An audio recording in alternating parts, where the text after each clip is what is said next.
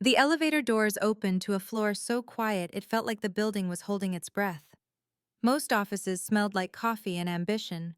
This one smelled like printer heat, stale instant noodles, and someone else's comfort. Cass Whitaker stepped out with her laptop bag biting into her shoulder and a smile she had practiced in the mirror. She was in her mid-20s, the kind of woman whose family kept emergency casseroles in their freezers and their phones on loud in case she ever called at an odd hour. Her parents sent encouraging texts.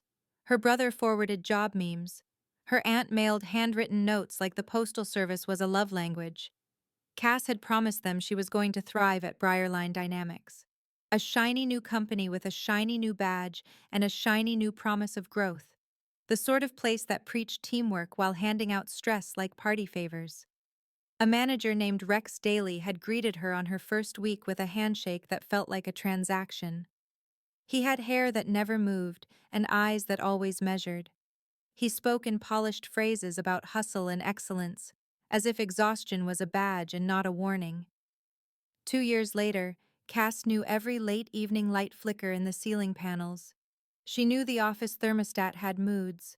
She knew the janitors by name because they were the only humans who remained after the rest of her team vanished at reasonable times, laughing about dinner plans and weekend hikes. Cass watched them go, day after day. Her coworker Ben would stretch, yawn theatrically and say, "Long day," while his screen still displayed a single email draft. Another coworker, Tessa, would pack up with careful calm, as if her time belonged to her by birthright. They would wave at Cass like she was a friendly fixture, like the plant in the corner that somehow stayed alive. Cass stayed. Cass fixed. Cass cleaned up broken spreadsheets, missing client files, and last-minute presentations that somehow became her responsibility. Cass learned to keep snacks in her drawer and hope in her lungs. Around the early evening, Rex would appear at her desk with the same bland expression he used in meetings. He would glance at her screen and nod as if she was a machine operating within acceptable limits.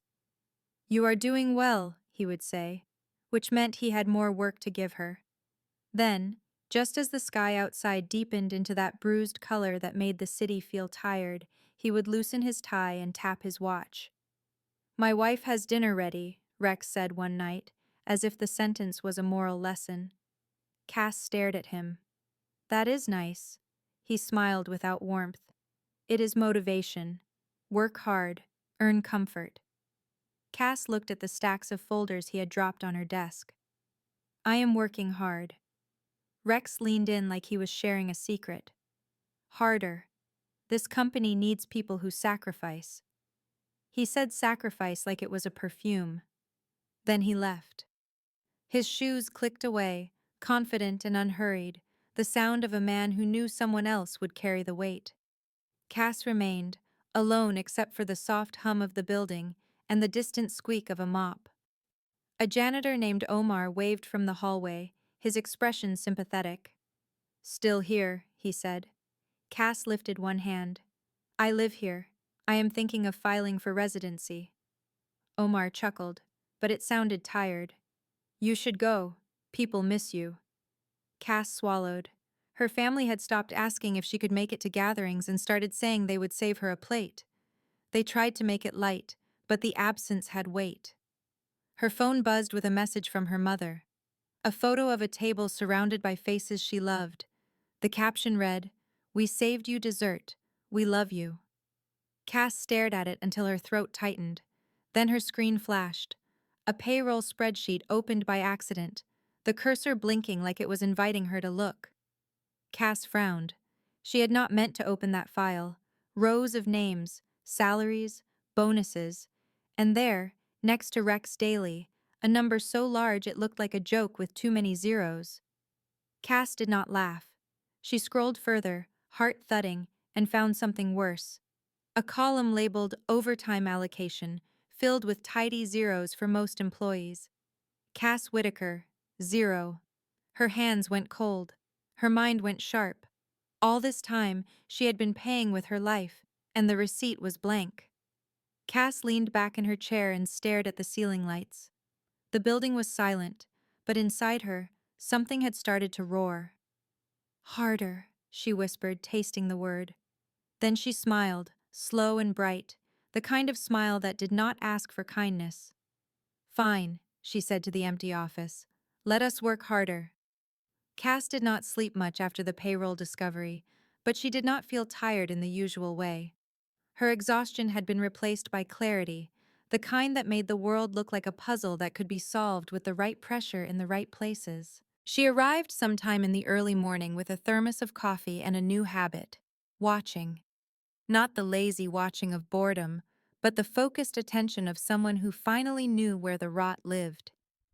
Briarline Dynamics had rules posted on cheerful posters: integrity, transparency, accountability. The words were printed in friendly fonts, as if dishonesty could be prevented by design.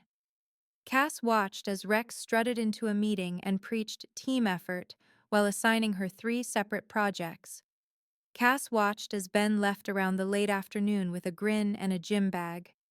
Cass watched as Tessa offered sympathetic expressions while handing Cass more busy work, as if empathy excused exploitation. Cass also watched the janitors. Omar was the one who spoke most, cracking jokes like he was trying to keep the air from souring. There was also Lita, who moved quietly and quickly, eyes always scanning, and a supervisor named Gus, who had a face that suggested he had seen every kind of mess people left behind. Cass stayed late again, but this time, she was not only finishing work, she was collecting patterns. She began making copies of files, careful and discreet. She photographed her assignments with her phone, making sure to capture Rex's messages that arrived near the end of the day. Need this tonight. You can handle it. Prove you belong here. He loved those phrases. They made him feel like a king, and they made her feel like a servant. She started tracking hours on her own, not just hers, but the ones that never appeared in payroll, the ones the company pretended did not exist. It was shocking how quickly the math became damning. One late evening, Cass found Omar emptying a bin near the conference room. She walked over with a casual pace and a carefully casual tone. "Omar," she said, "do you ever wonder how this place stays so clean?" Omar glanced around. "That is easy. We clean it." Cass held up her hands. "I mean metaphorically. How does it stay so clean when people leave their mess everywhere?" Omar studied her. "You are talking about more than coffee cups." Cass nodded. "I found something. Something not clean." Omar looked at the hallway where cameras perched like silent birds. He lowered his voice. "Do not talk loud. People around here hear even when they are not close." Cass leaned in. "I need to know if you have ever seen Rex in places he should not be." Omar blinked, then let out a soft breath. "Sometimes late. He comes back after everyone leaves. He goes into records. He thinks nobody sees him, but janitors see everything." Cass felt the pieces click. "Does he take anything?" Omar hesitated. "He takes folders. He makes copies. Sometimes he brings them back. Sometimes he does not." Cass swallowed. "Would you be willing to tell me what you saw, if it mattered?" Omar's eyes hardened. "You are kind. You say hello. That matters. And you look tired in a way that makes me angry." Cass exhaled slowly. "Thank you." Later, she spoke to Gus near the supply closet. She did not accuse. She asked questions the way Rex asked questions in meetings, but with honesty instead of ego. Gus listened, and then grunted. "You are not wrong. That man treats this building like it exists for his comfort." Cass nodded. "I think he is doing something bigger than being rude." Gus rubbed his jaw. "If you have proof, you will need it solid. People like him do not fall from a whisper." Cass looked at the supply shelves stacked neatly, everything labeled, everything accounted for. "I am done whispering." That weekend, Cass finally went to a family dinner. She showed up with tired eyes and a bright smile, holding a dessert from a bakery as if sugar could compensate for 2 years.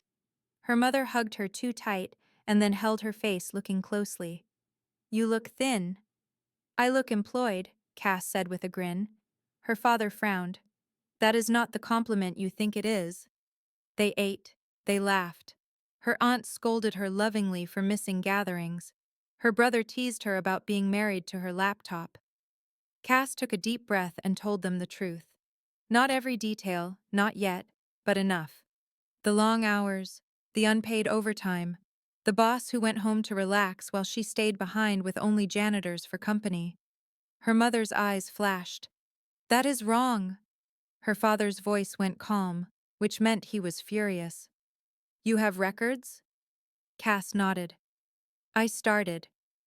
Her brother leaned forward, eager. "Are we talking revenge or justice?"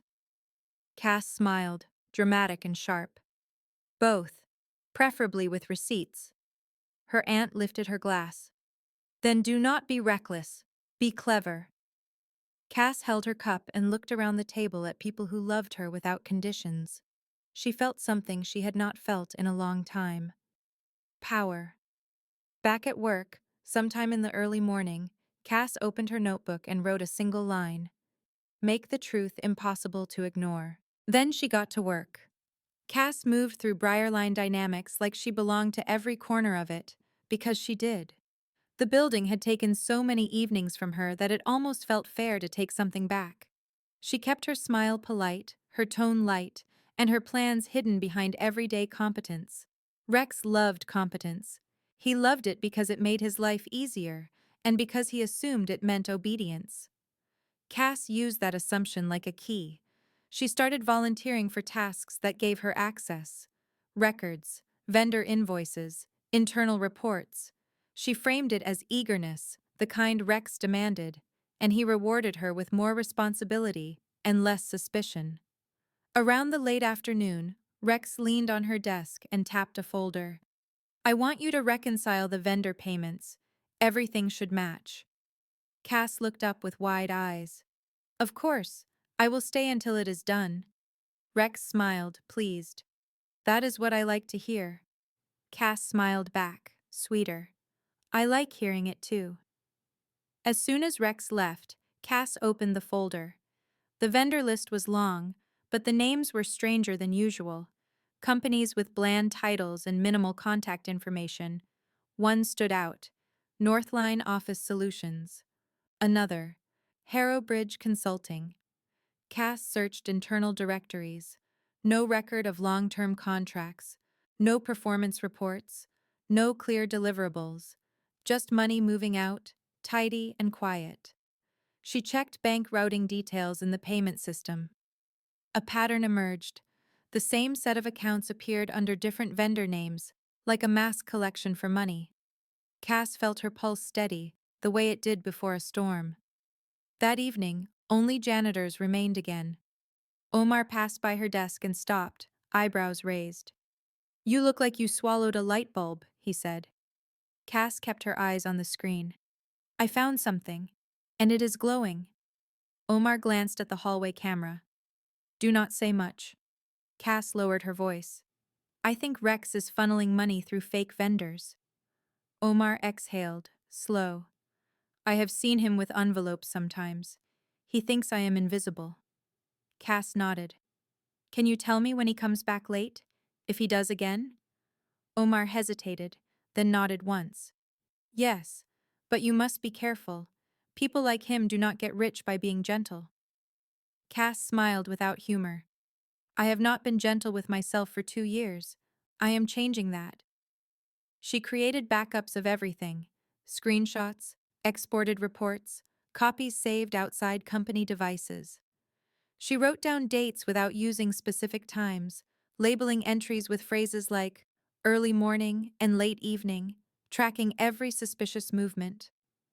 The plan grew in her mind. She could go to human resources, but human resources worked for the company, not for her. She could go to legal, but legal was paid to protect Briarline Dynamics, not Cass Whitaker. She needed leverage that did not depend on kindness, so she built a trap. Cass reached out to an external auditing firm from her personal email. She chose one known for biting hard and public when necessary, Calder and Wren compliance. She wrote a careful message, not accusing, not panicking, just asking what options existed for reporting concerns about financial irregularities and wage theft. A reply came later that night. It was short, professional, and full of quiet promise. There were processes, there were protections, there were ways to document and escalate. Cass read the message twice, then once more, savoring the idea that Rex was not the only one with power. At home, her family became her command center. Her father helped her organize evidence. Her brother created a checklist of steps that sounded like a heist plan. Her mother brought food and asked blunt questions that kept Cass grounded in reality. One evening, her aunt said, "Remember, revenge is not just making someone hurt, it is making them face themselves." Cass almost laughed. Rex does not have enough self-awareness for that. Her aunt shrugged. Then make him face consequences. That is close enough. The next week, Cass received a message from Rex sometime in the early morning. Need you to prepare the quarterly expense summary. Put it on my desk by late afternoon. Cass typed back. Yes, happy to. She was happy in a way, because that document would include the fake vendors. Rex wanted a neat summary he could show executives, a clean sheet that hid the dirt. Cass would give him a summary, but not the one he expected. She built two versions. One was polished, bland, and safe. The other was detailed, annotated, and lethal, filled with highlighted discrepancies and cross-referenced account trails. She printed the safe one for Rex. She saved the lethal one for Calder and Wren. Late that evening, when the office had drained of voices and only the janitors remained, Omar appeared at her desk, eyes sharp. "He is back," Omar whispered. "He went to records." Cass closed her laptop slowly and stood. Her heart was calm. Her hands were steady.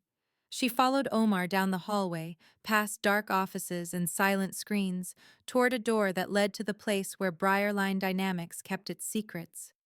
Cass paused at the corner and listened. Inside records, Rex was humming. Cass smiled. A man humming in the dark always believed he was safe. Cass watched Rex through the narrow window of the records room door. His back was turned, shoulders relaxed, as if he were in his own living room. He had a folder open on the table and a small portable scanner humming softly, eating pages like a quiet predator. He was not working late for excellence. He was working late for himself. Omar stood beside Cass, tense. Gus was a few steps back, arms crossed, expression grim. Cass whispered, "How often?" Omar whispered back, "Enough that I stopped being surprised." Cass took a slow breath and stepped away from the door. She did not burst in. Drama was satisfying, but strategy was better.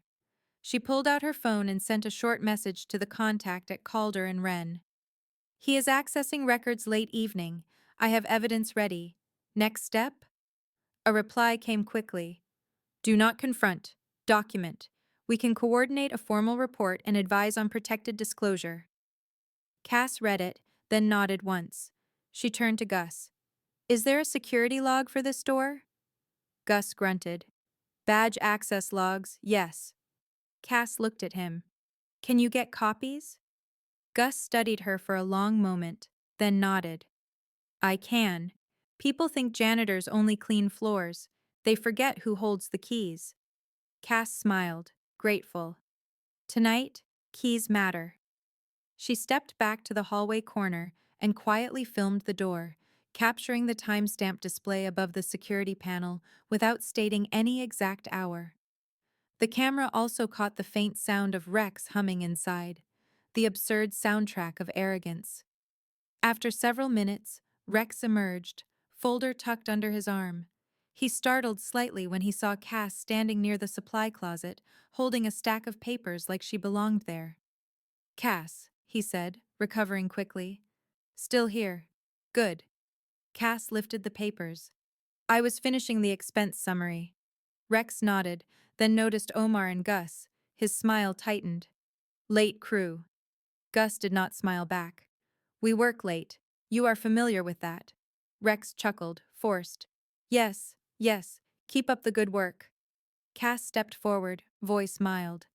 Rex, I have a question about vendor payments. Rex's eyes narrowed a fraction. Tomorrow. Cass tilted her head. It is simple. Why do multiple vendors share the same bank routing? Rex froze for a heartbeat too long.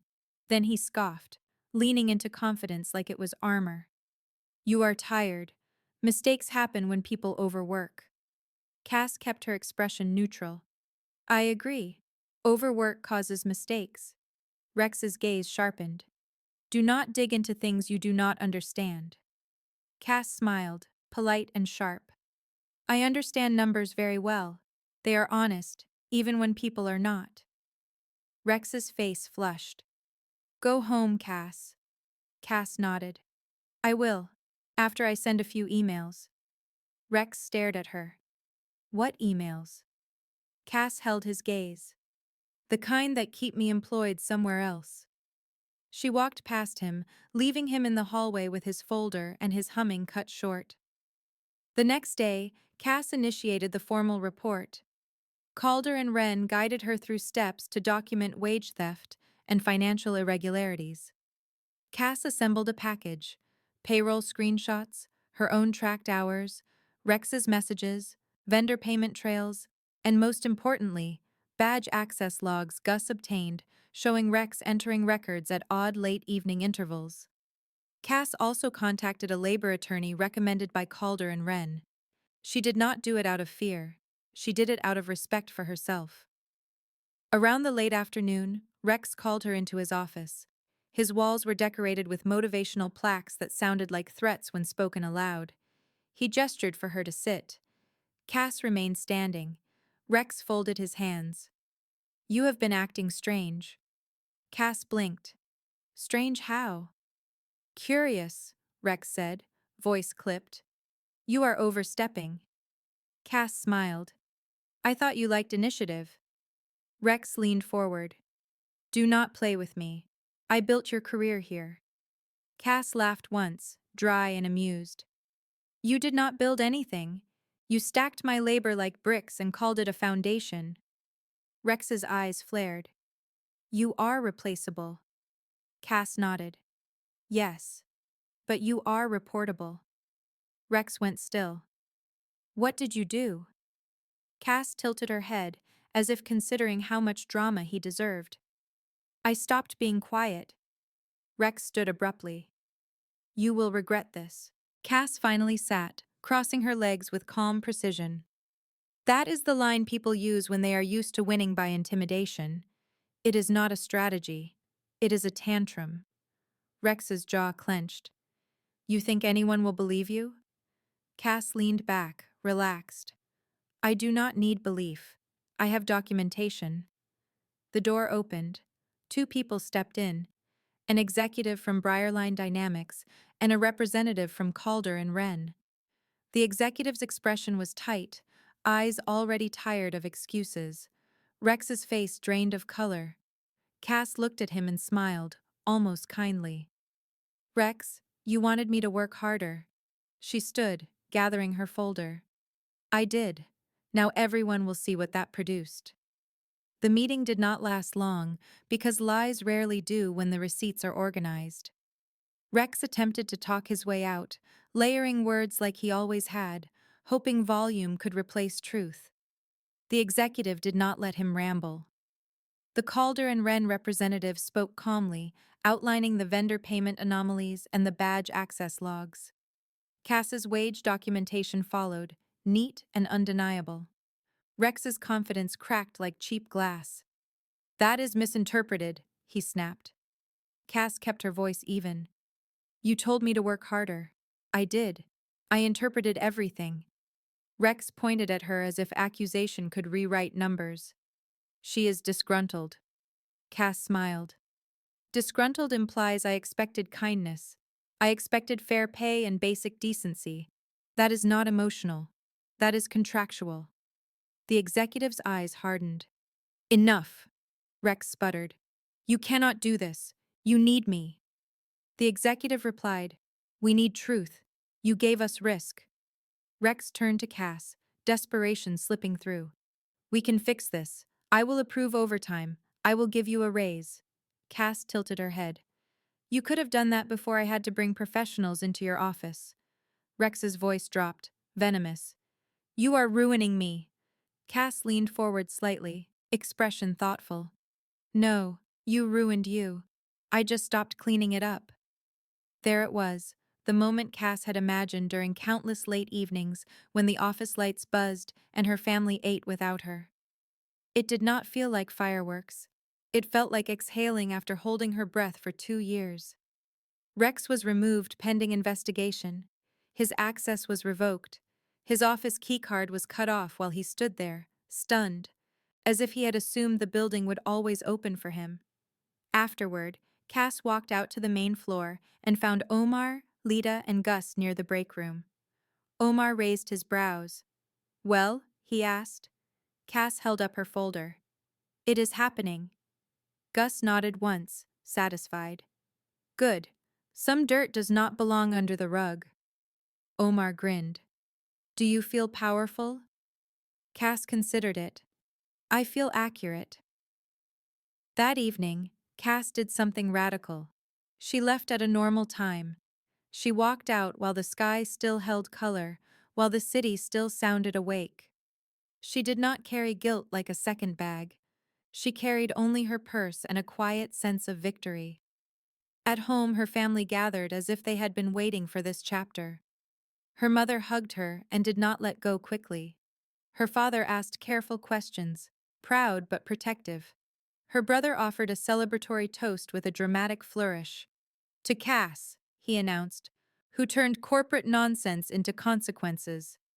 Cass laughed. It was less glamorous than that. Her aunt smiled, eyes bright. Revenge is rarely glamorous. It is often paperwork. Cass lifted her glass. Then I am an artist. Over the following weeks, Briarline Dynamics scrambled to repair damage. Executives sent out cheerful emails about values and reforms. Human resources suddenly discovered the concept of overtime. Policies shifted. People who had coasted while Cass carried weight began to look nervous. Cass kept her head high and her tone professional. She did not gloat. She did not need to. The building felt different now, as if someone had opened a window. Eventually, another executive called her into a meeting.